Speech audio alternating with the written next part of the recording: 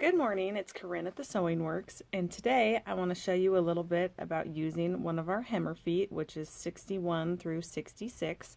I'm going to be using hem foot number 63, and we're going to use some of this cute holiday fabric to create nicely hemmed napkins for either a dinner spread or holiday guests coming over this autumn or Christmas time. I'm sure all of you have some fun themed fabric, and this is a great way to put it to use. So I've already completed some gourd napkins, and I'm going to show you now on my pumpkin napkins, which coordinate how to use the hem foot.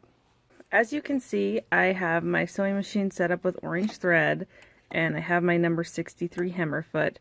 And what this foot does is it has this curling mechanism which folds over the edge twice and then lets you finish it here. The nice thing about the number 63 is it's an open stitch center so that I can do a small zigzag as well as a straight stitch. Some of the hem feet are just set up for straight stitching. And then you'll notice on the bottom I have this nice channel for that fold to feed nicely out through the back as we go along. So I'll go ahead and put this on and we'll get started. Just going to get these threads kind of locked in here.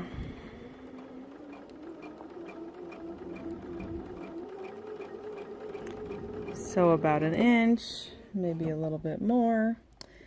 And then you're going to do needle up, foot up, and you're going to want to pull that away again so that you have a nice long thread to start your next run of stitching.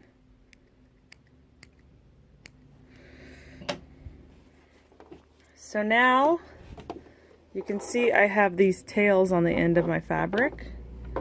I'm going to use those tails with my left hand to help me get this edge of fabric rolled in to my foot. And I'm just going to set that down nicely. So I'm going to zoom in a little bit. Bear with me. You can see that it's folded over twice by the time it gets to my needle. That's what we want. And now I'm going to go ahead and select my zigzag. I wanted to do a zigzag, that's why I chose this stitch, this presser foot. And I'm going to do a width of 1.0 and leave the length at 1.5. And we'll just kind of hold our tails to make sure we have no problems taking off here as we feed into the fabric. You'll find it's kind of easier if you hold this fabric feeding in a little to the left as it goes to help it roll.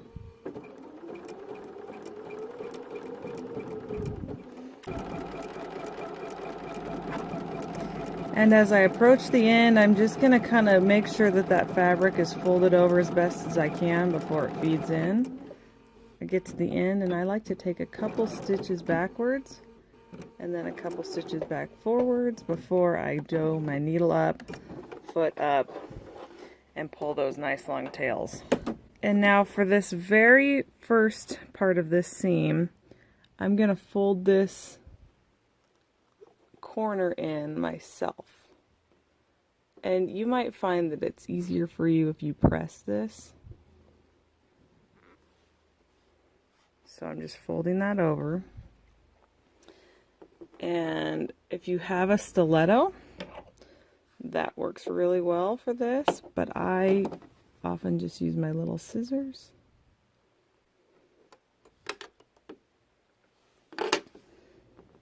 Just going to take a couple stitches, and it's probably not going to want to move because it's so bulky right there, which is fine.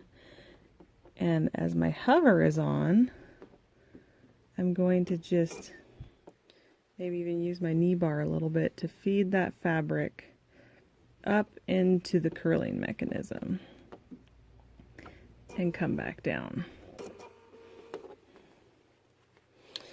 Now I have my nice long tails to help me.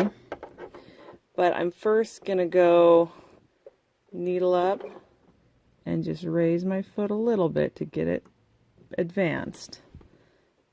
And using my tails. Now we're feeding. It's just getting over that initial bump in the corner that can be a little tricky sometimes. I'm approaching the very last corner of my napkin here. Gone around 3 sides. Finishing up the 4th, and as I come up, you'll realize that I have a little bit of a bulk issue to feed into this foot. It's because I already have this side finished. It's not going to want to feed in here very nicely. So I'm going to go kind of slow.